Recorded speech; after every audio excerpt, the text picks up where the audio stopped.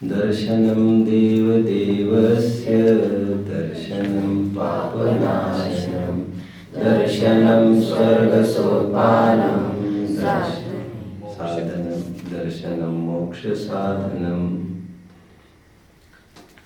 मोक्षार्थियों, राहगीर, रोड पासरबाय, पथभ्रष्ट हो अथवा पथखोजी, अर्थात अपने मार्ग से भटक गया हो या अपने मार्ग की खोज में लगा हो, राहगीर कोई भी हो, उसको जरूरत है एक मार्गदर्शक की, मार्ग प्रकाशक की, जिसे सिंपल वर्ड्स में कहते हैं गाइड। गाइड दो प्रकार के होते हैं, एक चेतन गाइड एंड एक अचेतन गाइड। चेतन गाइड लाइक कोई व्यक्ति हो और उस रास्ते का जानकार हो, उस गंतव्य पर जाता आ रहा हो अथवा किसी के कहने से उसे यकीन हुआ हो, ऐसा कोई आदमी हमारे सामने हो, हमारे साथ हो, तो थोड़ा आधार जरूर लगता है गाइड, क्योंकि वो जानकार है उस रास्ते का। तो बताइएगा, मैं कई दफ़े गया था, आप राइट टर्न लीजिए, लेफ्ट टर्न लीजिए, 2 किलोमीटर आगे बढ़िए, ऐसा करिए, मेरे रोज आने जाने का रास्ता है। तो वी गेट सेटिस्फाइड, एक कंफर्मेशन मिल जाता है क्योंकि वे रास्ते पर चलते हैं। एक दूसरा गाइड होता है अचेतन, जिसे आज की भाषा में गूगल मैप कहते हैं। अभी दोनों प्रकार के जो गाइड्स हैं, एक चेतन गाइड, एक अचेतन गाइड, दोनों के अपने अपने प्रॉज है और दोनों के अपने अपने कॉन्स है, दोनों के एडवांटेजेस है और दोनों के डिसएडवांटेजेस है, दोनों के कुछ फायदे हैं और दोनों के कुछ घाटे भी हैं। कैसे? एक चेतन आदमी होने से, कोई आदमी व्यक्ति होने से जो जानकार हो, अभ्यस्त हो, हमें आधार तो बड़ा मिलता है ना, कंफर्मेशन बड़ा होता है, लेकिन उस आदमी का हमारे साथ निरंतर बना रहना प्रैक्टिकल नहीं होता, क्योंकि उसे भी अपने अपने मार्ग पर निकलना है, उसके अपने पेस में बढ़ना है, वो तुम्हें गाइड कहाँ तक करता रहेगा। तो ये प्लस पॉइंट होने पर भी एक माइनस पॉइंट भी है कि वो हमारे साथ बना नहीं रह सकता। गूगल मैप हमारे साथ निरंतर बना रह सकता है, राउंड द क्लॉक 24 घंटा आपके साथ बना रह सकता है, लेकिन उसकी दूसरी ड्रॉबैक है। क्या? कई बार आप देखते हैं गूगल मैप पर लोकेशन सर्च करने पर वह लोकेशन पर्टिकुलर आपके सामने रहता है 2 मिनट के वॉकिंग डिस्टेंस पर, और आपको वहाँ पहुँचने में 2 घंटे लगते रहते हैं। गूगल मैप भी ढंग से बताने में समर्थ नहीं होता। ये किसी ने ऑब्जर्व किया है कभी? दोनों के एडवांटेजेस है और दोनों के डिसएडवांटेजेस है। ठीक उसी प्रकार हमारे मोक्ष मार्ग में भी 2 प्रकार के गाइड है बच्चों, एक चेतन और एक अचेतन। अचेतन गाइड कौन है, जरा बताइएगा मुझे? बोलो। Google map. बोलो बोलो। शास्त्र, जिनवाने। ये अचेतन, this acts like Google map. पूरा मोक्ष मार्ग इसमें भरा है, किसी व्यक्ति के होने की जरूरत भाषित नहीं होती। कभी भी पढ़ो, आधी रात 2 बजे उठे तो कभी ऐसा हो सकता है कि 2 बजे मुझे किसी से उपदेश चाहिए और वो आदमी तैयार हो तुरंत उपदेश देने के लिए, ऐसा हो सकता है? लेकिन 2 बजे उठो, 3 बजे उठो, 12 बजे उठो, कितने भी बजे उठो, आप अलमारी खोलो, चाहे जो ग्रंथ उठाओ, चाहे जो गाथा उठाओ, चाहे जो पृष्ठ उठाओ और आप पढ़ना चालू करो। कोई भी उठाओ, कभी भी उठाओ, किसी को भी पढ़ो। इन्हीं प्रकरण, चारों अनुयोग हैं, हजारों लाखों शास्त्र है, कुछ भी पढ़ो। इसलिए तो जिनवाने को हमने एक संज्ञा दी थी 2-3 दिन पहले, जो नियमसार ग्रंथ में कुंदाचार्य देव ने संज्ञा दी है। कौन सी? नित्य बोधिनी। वो निरंतर बोध कराती है, उसके लिए कोई टाइम लिमिट नहीं है। अब रात में खोलो तो, दिन में खोलो तो, एनी टाइम। ये अचेतन गाइड है हमारे लिए, जो निरंतर मोक्ष का मार्ग हमें दिखाते रहते हैं। ये एडवांटेज है इसका। क्या एडवांटेज है इसका? राउंड द क्लॉक ये आपके पास हो सकती है। कभी भी आप आँख खोलो और उसको पढ़ना चालू करो, किसी की परमिशन भी नहीं लेनी है आपको। ये एडवांटेज है इसका। लेकिन एक डिसएडवांटेज है इसका। क्या? इसे पढ़कर गाफिल भी हो सकता है आदमी, अपेक्षाओं को ढंग से ना समझे, अपेक्षाओं को विपरीत रूप में लगा दे और कहीं धर्म के बजाय महाअधर्म की तरफ बढ़ता रहे। ऐसा हो सकता है। जैसे हमने कहा पुण्य हेय है, शुभ भाव हेय है। जैसे तीर्थंकर भगवान का पाठ कल चल रहा था, कल अंत में यश भैया का क्या प्रश्न था आप बताएंगे? अंत में क्या प्रश्न था इनका?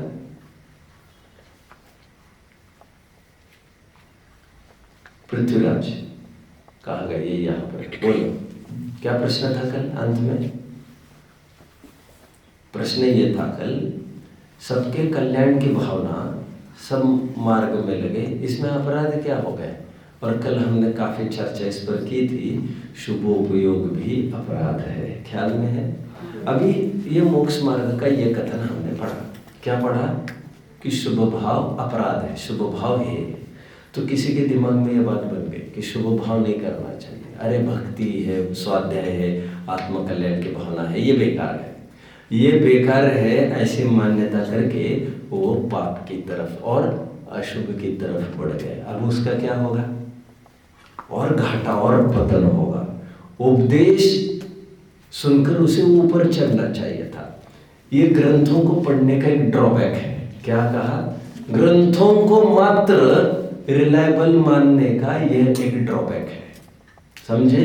यदि आप शास्त्र ही सब कुछ है ये मानकर चलोगे तो ये drawback you will have to face with, और आप कभी भी मिसगाइड हो सकते हैं। और उनके लिए ये वचन शास्त्र नहीं शस्त्र बन सकते हैं, क्योंकि कहाँ पर क्या एप्लीकेशन करना है ये उनको कुछ पता ही नहीं है।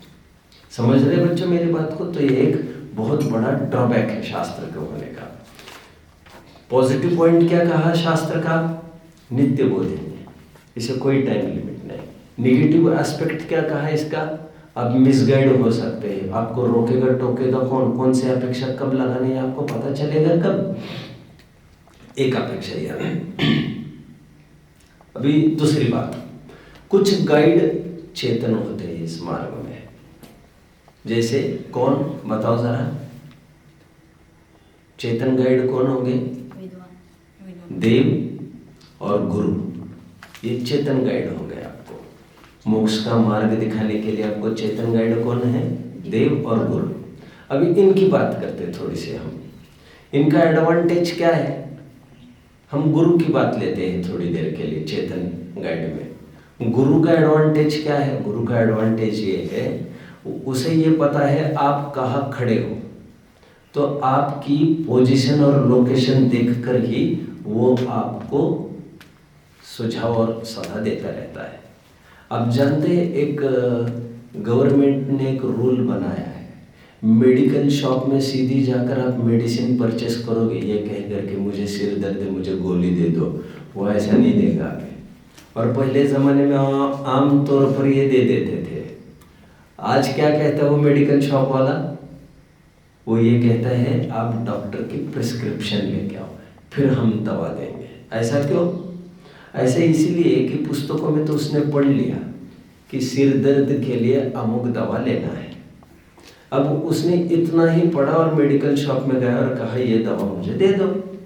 अब इससे दिक्कत ये होती है, सिर दर्द 100 कारणों से हो सकता है। कभी कभी कैंसर जैसी भयंकर बीमारी हो तो उसके रिजल्ट में भी कभी कभी सिर दर्द होता है, कभी कभी आंखें खराब हो तो भी सिर दर्द होता है, कभी कभी पेट खराब हो तो भी सिर दर्द होता है। सिर दर्द होने के सैकड़ों कारण हैं अलग अलग। वो मेडिकल डॉक्टर इतनी डिग्री लेकर काय के लिए बैठे वहां पर, और डॉक्टर एक ही काम करते हैं, they go in the base, वे रूट में जाते हैं, वे मूल और जड़ तक जाते हैं और ढूंढ निकालते हैं सिर दर्द हो क्यों रहा है आखिर। इसका मतलब ये हुआ आप पुस्तकें पढ़ पढ़ कर केवल मेडिकल शॉप पर जाओगे तो दैट कांट वर्क। इसके लिए जरूरी है डॉक्टर की। डॉक्टर नब्ज पकड़ेगा, समझेगा और वो कहेगा आपको ये बीमारी है। अब सिर दर्द का उपाय मत करो, आप पेट साफ होने का उपाय करो। सिर दर्द तो अपने आप रह जाएगा। अब सिर दर्द कभी मिटाने का उपाय करोगे तो सिर दर्द तो मिटता सा दिखेगा 2 दिन, लेकिन तीसरे दिन और दुगनी रफ्तार से उभर आएगा। ऐसा ही होता है। तो गुरु होने का लाभ ये है हमारे सामने, गुरु एक चेतन गाइड होने से वे जानते हैं आप कौन सी पोजीशन लोकेशन पर खड़े हैं। वे जानते हैं तुम्हारी भूमिका क्या है, तुम्हारी समस्या क्या है, और उसके अनुरूप ही वे आपको दवा देते हैं। पुस्तकों में आप जानते हैं कुछ प्रायश्चित शास्त्र है हमारे जिन शासन में 4 अनुयोगों में कुछ प्रायश्चित शास्त्र भी है। प्रायश्चित शास्त्र मतलब ये गलती होने पर ये प्रायश्चित लेना, ये गलती हुई तो उपवास प्रायश्चित करना, ये गलती होने पर इतने श्वासोच्छ्वास प्रमाण कायोत्सर्ग करना आदि आदि। ये प्रायश्चित के शास्त्र आमतौर पर आपको कहीं देखने को नहीं मिलेंगे, क्योंकि इनका आम पब्लिकेशन निषिद्ध है। पब्लिक में लाना निषिद्ध है। क्यों? क्योंकि केवल ये आचार्य संघ में ही रहता है। क्यों? क्योंकि ये आमतौर पर यदि पब्लिसिटी होने लग जाए इसकी, तो लोग तो ये करेंगे, ये अपराध होने पर ये प्रायश्चित है तो हमें काम किए देते हैं, इसका प्रायश्चित बड़ा सरल है, हम ये अपराध कर लेंगे और फिर इस प्रायश्चित से शुद्ध हो जाएंगे। ऐसा नहीं चलेगा। इसलिए कुछ चीजें ग्रंथों में नहीं होकर कुछ चीजें ज्ञानियों के दिमाग और दिल में ही हुआ करती है। ये एडवांटेज है आपको चेतन गाइड होने का। ये गुरु का ही एक एडवांटेज है। कितने जन समझ रहे हैं? डिसएडवांटेज तो है ही गुरु का। क्या डिसएडवांटेज है गुरु का? अभी जब चाहे थोड़ी बोल सकते हैं हमारे साथ, उनका बोलना बहुत ही रेयर होता है।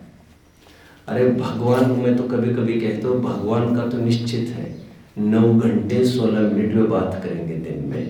जैसे अभी हम देख रहे थे, कितनी देर बात करेंगे? 9 घंटे 16 मिनट बात कर लेते हैं।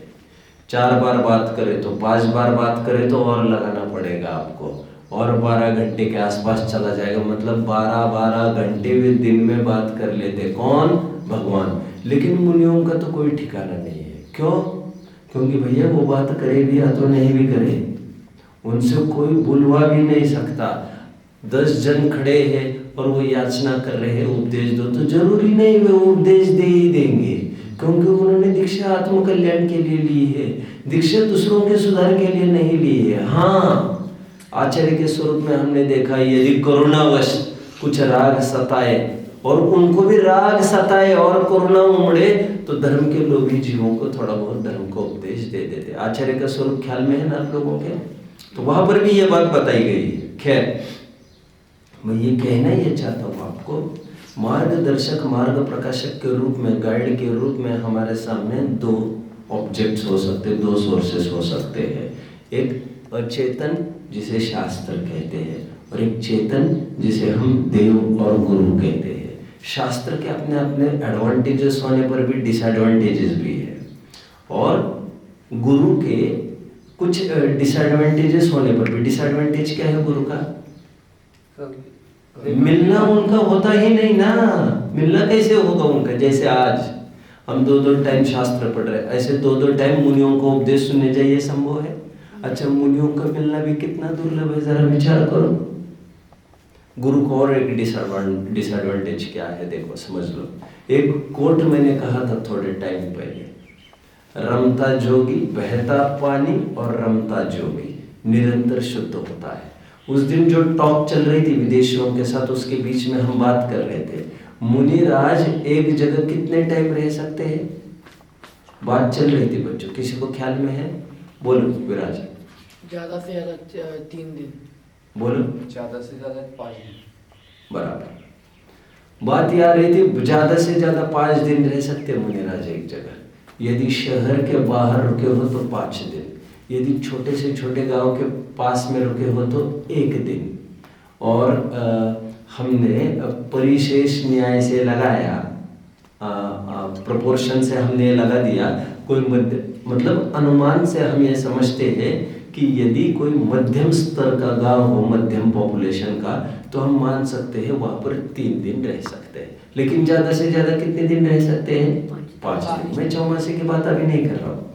5 दिन के बाद मुनिराज विहार कर जाएंगे। फिर आप क्या करेंगे? मतलब मुनियों को उपदेश देना बड़ा ही दुर्लभ है। अच्छा, उनका विहार हो भी जाएगा तो भी आपसे बात करेंगे, ये कहाँ जरूरी है? उनको भी अपने अपने सामायिक करनी है, उनका केसलोच है, उनकी चर्या है, आहार है, निहार है, विहार है, ये सब उनको अपना अपना काम करना है। कोई ग्रंथ लिख रहे होंगे तो उसमें में मस्त रहे होंगे, संघ में कुछ निर्देश करना है, वो आपके लिए थोड़ी दीक्षा ली है उन्होंने।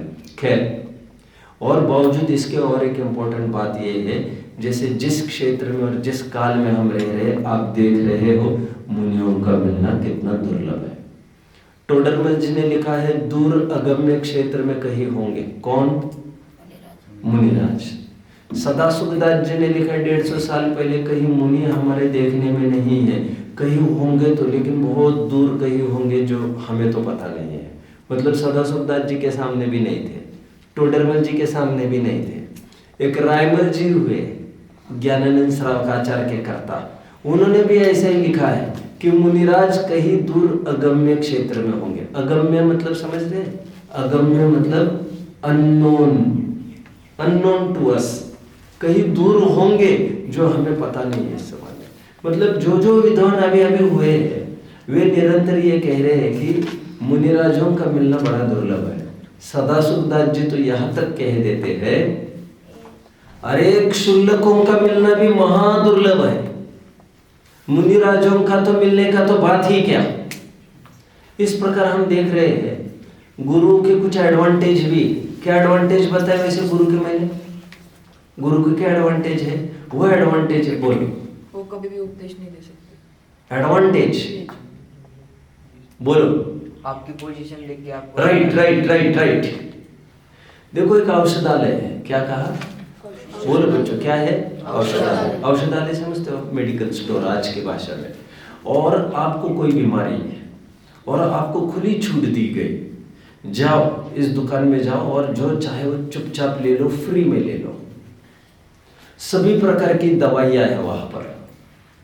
वो दवा यदि वो फ्री में भी लेना चाहे तब भी उसको नहीं लेना चाहिए। क्यों? क्योंकि वो रोग के बदले अपाय ही कर जाएगा। घी कैसा होता है? एक अच्छी बात बता रहा हूं विराज, घी कैसा होता है स्वास्थ्य को? अच्छा होता है। घी कैसा होता है? अच्छा होता है। लगभग सबको पूछो तो सब अच्छा ही कहेंगे, तभी तो घी का भाव 800 और 1000 रुपए को छू रहा है। वैसे कोई चीज 1000 रुपए किलो थोड़ी मिलती है, कोई चीज वैल्यूएबल अच्छी होगी तभी तो मिल रही है। अब एक दिन की बात है बच्चों, मैं डिक्शनरी पढ़ रहा था। डिक्शनरी पढ़ते पढ़ते एक जगह मैंने विष का अर्थ देखा, जहर के पर्यायवाची। तो वहां पर क्या लिखा था मालूम? घृतम विषम। घी है ना, वो जहर है। फिर थोड़ी मैं और पढ़ता गया शब्दकोश, वहां पर अमृत के पर्यायवाची थे। अमृत के पर्यायवाची में क्या लिखा था जानते हैं? घृतम अमृतम। अरे मैं तो कंफ्यूज हो गया। अभी क्या कह रहे थे?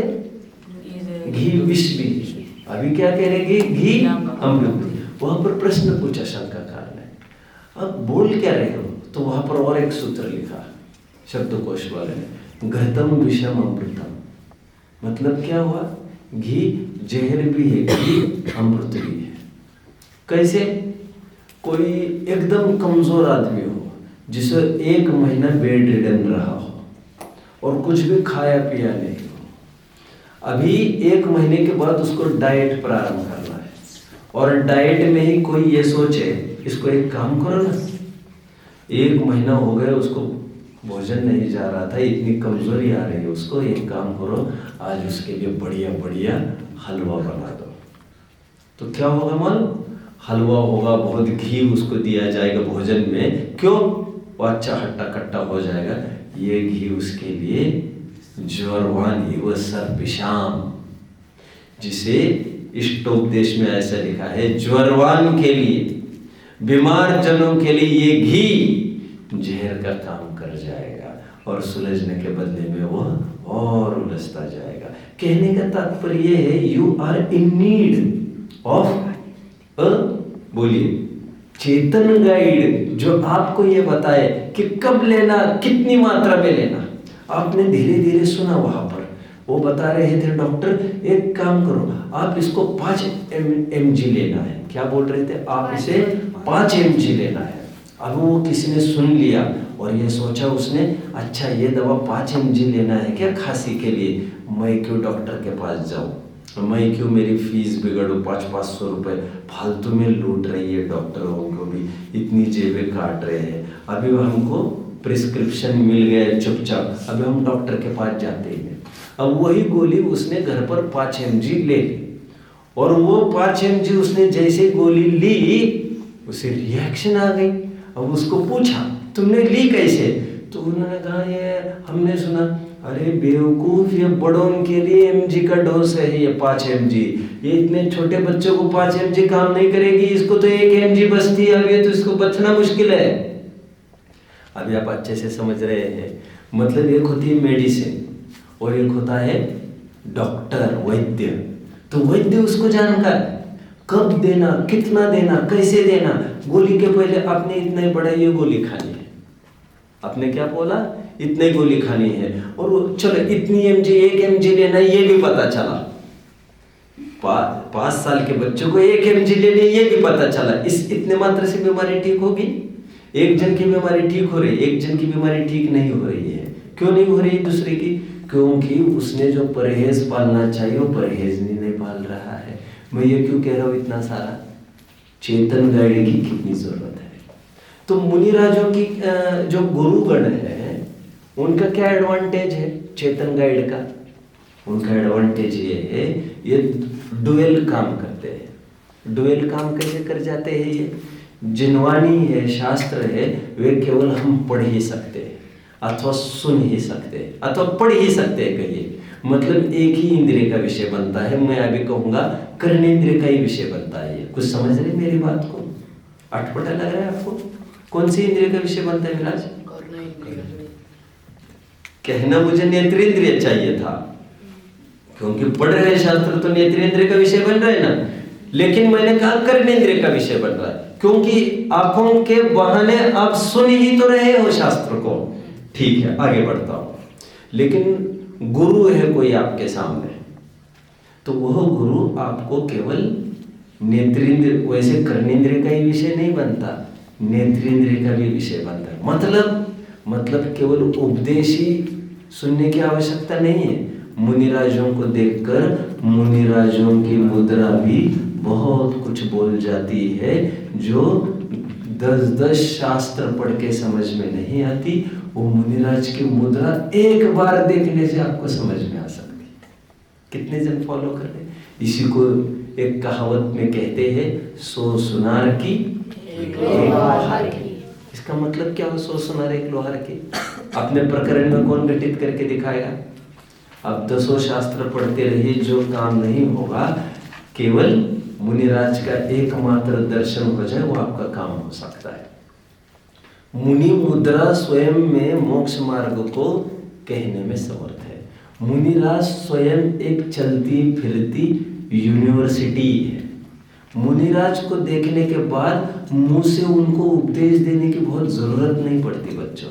इसीलिए कहना पड़ा पूज्यपाद आचार्य को सर्वार सिद्धि की टीका में, कैसे है वे मुनिराज? तो उनके लिए लिखते हैं, अवाक विसर्गम वपुषाम निरूपयंतम, जिन्हें मोक्ष मार्ग को अपने मुंह से बोलने की जरूरत नहीं है, जिनका रोम रोम मोक्ष मार्ग को कहने में समर्थ है, ऐसे वे मुनिराज है। कितने जन समझ रहे हो बच्चों? कोई आया और उसने ये बोला, ऐसा होता है ना, experience is the best teacher. क्या कहा? Best teacher. आप 1000 बार उस चीज को पढ़ो, एक बार उस चीज को प्रैक्टिकल देख लो, बस आपका काम हो जाता है। ऐसा होता है, देखा है आप लोगों ने? और प्रैक्टिकली एक बार मुनिराज को किसी ने देखा, उसे संपूर्ण जैन दर्शन ख्याल में आ गया। भगवान की मुनिराज की मुद्रा स्वयं वीतरागता की पोषक है, जिसको देखकर तिर्यंश मनुष्य धीमर, आपको पता है ना, प्रथम महायुग में कथा आती है, धीमर जा रहा था मछलियां पकड़ने, याद आ रहा है? और उसने रास्ते में क्या देखा? रास्ते में देखा उसने मुनिराज को, ध्यानस्थ मुनिराज को, और वही रुक गया वो। क्यों? वो भूल गया मुझे मछलियां भी पकड़ने जानी। उनकी मुद्रा इतनी सुखद और इतनी मनोरम थी कि उन्हें बोलने की आवश्यकता पड़ती कहाँ है। ये एक एडवांटेज हो गया किसका? गुरु का, चेतन गाइड का। क्यों? उनको वे जबान से बोलते कम है, जीवन से बोलते ज्यादा है। वे बोलते करने से ज्यादा है और कथनी से बोलते बिल्कुल कम है। उनको बोलने की बहुत जरूरत नहीं पड़ती, और वो दम ही कितनी है उसमें, जिसमें कह कह कर समझाना पड़े। दम तो वह है जिसमें लोग देख कर ही समझ जाए। कितने जन फॉलो कर रहे हैं? जैसे आप लोग कहीं चले जाए, यहाँ पर मान के चलो आप चले जाए, तो आपको बार बार ये कहना पड़े, मैं स्वाध्यायी हूँ, मैं पंडित हूँ, मैं शास्त्री हूँ, मैं खूब अध्ययन करता हूँ, मैं धर्मात्मा हूँ, आप ये करो, आप मेरी बात सुनो, आपको ये करना चाहिए। एक प्रसंग ये, और दूसरा प्रसंग ये है, आपको देखकर ही लोग समझे ओ धर्मात्मा आ रहा है, ये फटाफट कर देंगे। तो ये दो स्थितियां हो गई, आप समझ रहे? जहां पर आपको कहना पड़ा तो वहां पर मजा तो किरकिरा हो गया। जहां पर कहने की आवश्यकता ही नहीं पड़े, लोग आपको देखकर ही समझ जाए कि आप बहुत अच्छे बच्चे हो, तब तो कोई दम है। इसलिए कहा जाता है जादू तो वह है जो सिर पर चढ़कर बोले, मुंह से बोलना पड़े, ये कोई जादू नहीं होते। क्या बात है विराज, क्यों हंस रहे हो इतना? कुछ तो है। जादू तो वह है, बोलो, जो सिर पर चढ़कर बोले। सिर पर चढ़कर बोलना मतलब झलकता है, बाहर से झलक रहा है, बोलने की जरूरत नहीं है। मुनिराज का ये एडवांटेज है। डिसएडवांटेज क्या है मुनिराज का? दे आर रेयरली सीन, वो दिखने को भी नहीं दिखते हैं, और इस काल में मुनियों का बहुत अभाव है। तो ये डिसएडवांटेज है। एडवांटेज क्या है कि हम उन्हें, मुनिराज को, दो इंद्रियों का विषय बना सकते। कौन से? एक कर्णेंद्रिय का भी, उपदेश सुनो, और एक नेत्रेंद्रिय का भी। नेत्रेंद्रिय का तात्पर्य मुझे क्या कहना है? उनका रूप, उनकी मुद्रा, नग्न मुद्रा, उनका परिशह देखकर, परिशह जय देखकर हमें भी ख्याल में आता, गजब हो गई, इतनी ठंड में, इतनी बरसात में, ऐसी भूख में, ऐसी प्यास में, गजब हो गया, गजब हो गया, मिरेकल है ये, मिरेकल। सिकंदर आए थे बच्चों, जानते भारत में सिकंदर आए थे, सिकंदर। और सिकंदर के गुरु कौन? सिकंदर कहाँ के थे? यूनानी थे वे, एथेंस के थे।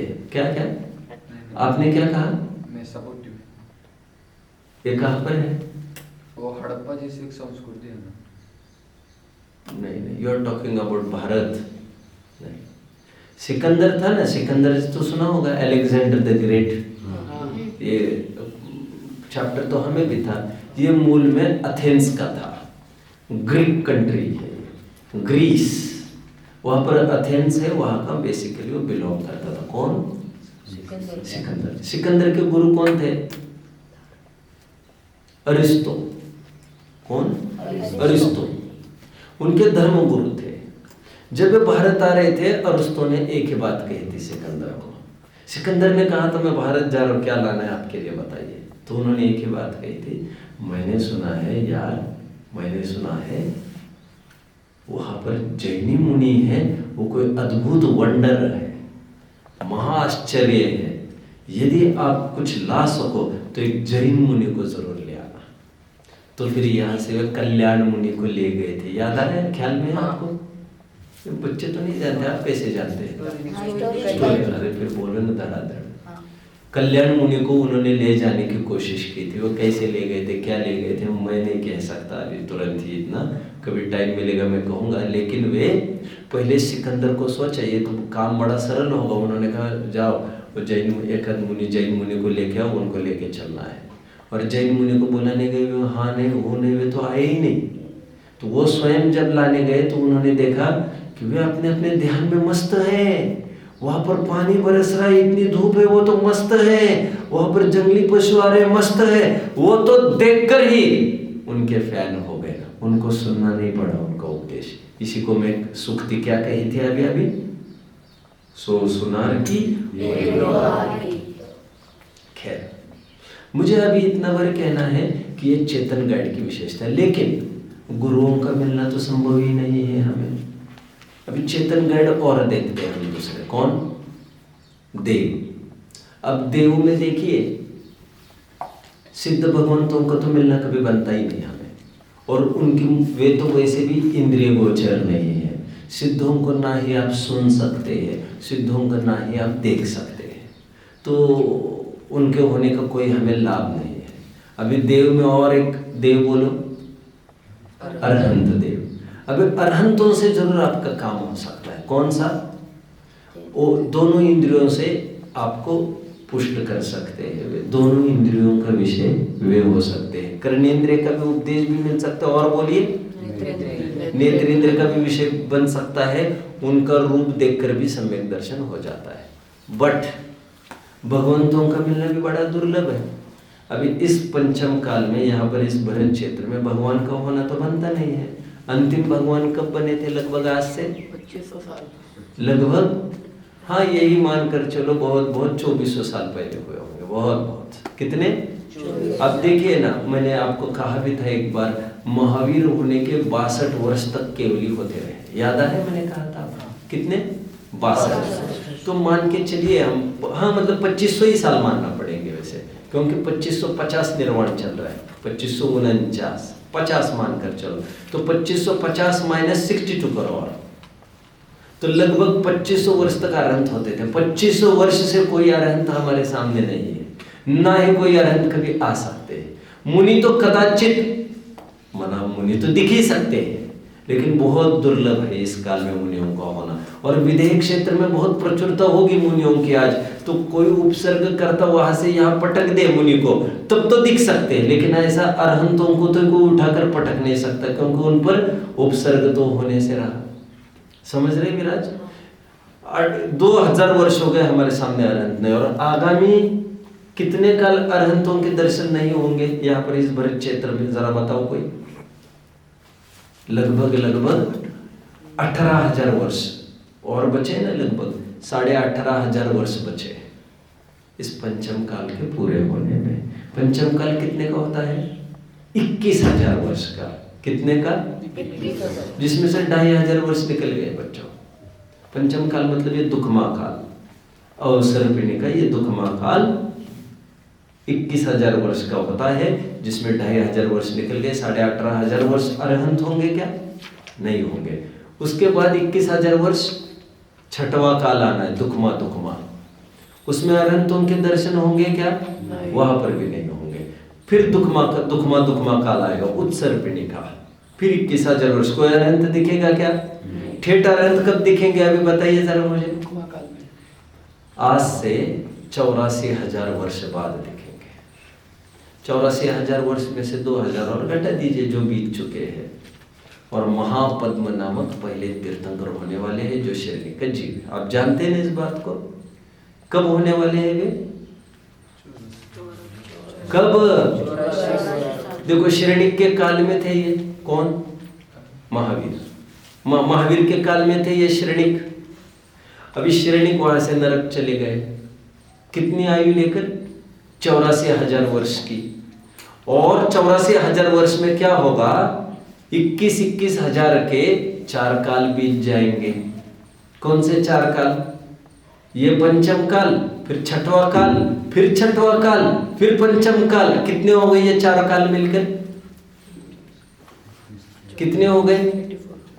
84,000 वर्ष हो गए। और ठीक 84,000 वर्ष होते होते जहां पर दुखमा सुखमा काल प्रारंभ होगा, उत्सर्पिणी का तीसरा काल, समझ रहे हैं? कर्म भूमि जिसे कहते हैं, जहां तीर्थंकर होते हैं, वहां पर पहले तीर्थंकर होंगे राजा श्रेणी का जीव महापद्म। मतलब अरहंतों का तो ज्यादा ही विरह है। तो कुछ उपाय होना चाहिए हमारे सामने जिससे हमारा आत्मकल्याण हो सके, और वह उपाय है भगवान की मुद्रा, जिन बिंब। और इसलिए हमारे ग्रंथों में जिन बिंब दर्शन को सम्यक दर्शन का एक कारण बताया गया है। कितने जन यहाँ तक की विषय वस्तु समझ रहे हैं? मैं थोड़ा रफली फिर से आपको एक समराइज करके बोल देता हूँ अभी तक मैंने क्या कहा। मैंने ये कहा था आपको कोई पथ खोजी अथवा पथ भ्रष्ट कोई राहगीर हो तो उसे जरूरत है गाइड की। और गाइड दो प्रकार के होते हैं, एक नॉन लिविंग गाइड, एक लिविंग गाइड, एक अचेतन एक चेतन। मैंने ये कहा था लोक का उदाहरण देते हुए चेतन के अपने अपने एडवांटेज है, क्योंकि वो अभ्यस्त है, अनुभवी है, तो उसका पास में रहना हमें आधार लगता है। लेकिन डिसएडवांटेज ये है he can't be with us all the times, वो हमारे साथ नहीं रह सकता, उसकी भी परेशानियां जिम्मेदारियां। लेकिन फिर मैंने कहा था एक अचेतन गाइड है जिसे गूगल मैप कहते हैं, उसका एडवांटेज ये है कि वो 24 घंटे रह सकता है, लेकिन डिसएडवांटेज ये है कभी हम सामने रहते हैं और हम घूमते रहते हैं। फिर मैंने यहाँ का सिद्धांत के रूप में बताया इस मोक्ष मार्ग में भी दो गाइड्स है, एक अचेतन गाइड शास्त्र है, नित्य बोधिनी ये एडवांटेज है। बट कोई भटक रहा हो उसको हाथ पकड़कर उसको ये समझाकर तुम गलत रास्ते में जा रहे हो, गलत कर रहे हो, ये काम जिनवानी नहीं कर सकेगी, ये काम कोई चेतन ही कर सकेगा। कल तुम मुझे रात में वहां पर दिखे थे, ये क्यों किया तुमने, ये जिनवानी नहीं बोल सकेगी आपको। जिनवानी तो ये आप जब खोलेंगे आप उसको पढ़ लेंगे और आप पाप भी करेंगे तो जिनवानी थोड़ी आएगी आपको ये कहने के लिए तुम पाप क्यों कर रहे थे, कल तो तुम यहाँ पर ये पढ़ रहे थे रात्रि भोजन पाप है और कल तुम रात में भोजन कर रहे थे, ऐसा क्यों, खड़े रहो, ऐसे जिनवानी बोलती है क्या? लेकिन गुरु ऐसा कर सकते हैं, है ना, वो आपके पीछे पीछे आपका बराबर ध्यान रहता है, वो आपको रोक सकते हैं, आपको टोक सकते हैं। तो जिनवानी का हमने शास्त्र का देखा कुछ एडवांटेज है कुछ डिसएडवांटेज भी। अब गुरु की हम बात कर रहे थे, गुरु के बड़े एडवांटेजेस है, क्योंकि गुरु हमारे दो इंद्रिय का विषय बनते हैं, उनकी मुद्रा ही काफी है, ये मैं कह रहा हूँ। प्रवचन सार में एक बहुत सुंदर प्रकरण आया, एक श्रोता पहुंचा आचार्य के पास और ये बोला, एक मुनि के पास पहुंचा और बोला भगवान मुझे मोक्ष मार्ग बताओ, जल्दी बताओ जल्दी बताओ जल्दी बताओ जल्दी बताओ। तो उसे मुनिराज ये कहते हैं तुम्हें इतनी ही जल्दी है भैया दिखाने की, मोक्ष मार्ग समझने की, तो तुरंत समझाते हैं, तुरंत समझा देते हैं। कितनी देर में समझाओ? बोले 1 मिनट। बोले 1 मिनट? बोले 1 सेकंड में बता देता हूँ क्या है मोक्ष मार्ग। बोले बता दीजिए 1 सेकंड में। बस उन्होंने इशारा किया, किसकी तरफ इशारा किया होगा? हाँ, भगवान आचार्य, उन्होंने आचार्य की तरफ संकेत कर दिया। आचार्य उनके संघ के संघपति, आचार्य मुनि संघ के नायक, प्रधान पद को जो प्राप्त हुए, तो कह रहे मोक्ष मार्ग बताओ ना बताओ ना। अरे देखो ना तुम वहां पर, और मुनिराज को देखने पर मोक्ष मार्ग बताने की जरूरत पड़ती नहीं है। ये एक एडवांटेज है उनका कि वे दोनों इंद्रियों के विषय बनते। लेकिन डिसएडवांटेज क्या है? उनका मिलना बड़ा दुर्लभ है। फिर हम चेतन गाइड के रूप में देवों की तरफ आए, जिसमें हमने देखा सिद्धों का भी मिलना मुश्किल है। मुश्किल क्या, असंभव ही है, क्योंकि इंद्रिय गोचर वस्तु ही नहीं है। अरहंतों का हमने देखा, अरहंतों का मिलना तो बिल्कुल असंभव सी ही बात है, क्योंकि इस काल में संभव नहीं है। हाँ, कोई विदेह क्षेत्र में जाए उसको कदाचित योग बन जाए, ये बात अलग है। तो हमारे सामने गाइड के रूप में एक ही बात आकर टिकती है जो नेत्रेंद्रिय का विषय बनती है, और वो है भगवान नहीं सही तो भगवान जैसी एक मुद्रा हमने बना दी, और हम उनमें स्थापना करके, क्या कहा, क्या करके, इसे स्थापना निक्षेप कहते हैं। क्या कहते हैं? स्थापना निक्षेप। To establish a particular thing in the other thing, and thereafter we look the other thing equally pious to the first thing, equally holy to the first thing। कितने जन समझ रहे मेरी बात को? क्या कहा मैंने हिंदी में? जरा कोई बहुत बता कर दिखाए मैंने क्या कहा अभी अभी क्या कहा? बताओ कोई। मैं अभी ये कह रहा था भगवान नहीं से, मुनियों से तो काम नहीं बन रहा है हमारा, सिद्धों से भी काम नहीं बन रहा है, अरहंतों से भी काम नहीं बन रहा है। तो हमने बचाव के रूप में एक काम किया। सिद्धों की कोई प्रतिमा मूर्ति तो हो नहीं सकती है, तो हमने अरहंतों की मूर्ति बनाने का सोचा। उसे कहते हैं स्थापना निक्षेप। एक वस्तु को दूसरे वस्तु में स्थापित करना, to establish a particular thing in the other thing. and seeing the other thing equally holy as the first thing, और उसमें उतनी ही पूज्यता देखते हैं जितनी भगवान की पूज्यता। ये जो भगवान है हमारे मंदिर में वो बेसिकली है क्या, पाषाण का एक पत्थर, पाषाण है, वो तो पाषाण ही है ना, तो धातु होगा पीतल वगैरह का, उसमें हमने पर्टिकुलर आकार दिया और क्या की, उसमें स्थापना की। स्थापना पंचकल्याणक में और क्या किया जाता है, स्थापना की जाती है, और फिर उसके बाद हम उसे पाषाण अथवा धातु न देखकर हम उसे भगवान देखने लगते हैं, और उसे कहते हैं हम जिनेंद्र भगवान ही कहना चालू करते हैं। और है परमार्थ से वो जिन बिंब, जिन प्रतिमा, देव दर्शन के पाठ में हम यहाँ पर किसी जीवंत देव की बात न करके जिन बिंब की बात करने वाले हैं। और जिन बिंब का साइंस इतना सही है कि यह एक स्थापना निक्षेप की प्रक्रिया है। किसकी प्रक्रिया है बच्चों, ये स्थापना निक्षेप की प्रक्रिया। अब बहुत जन देखो इस साइंस को समझते नहीं है, इस मनोविज्ञान, इस साइकोलॉजी को नहीं समझते हैं, और वे लोग इसे कुप्रथा मानते हैं, वे लोग इसे अंधश्रद्धा मानते हैं, वे लोग इसे बुद्धिहीनता मानते हैं। Have you come across such people in the society जो who are against idol worship? Have you come across such people in the society who are against idol worship? हाँ या ना?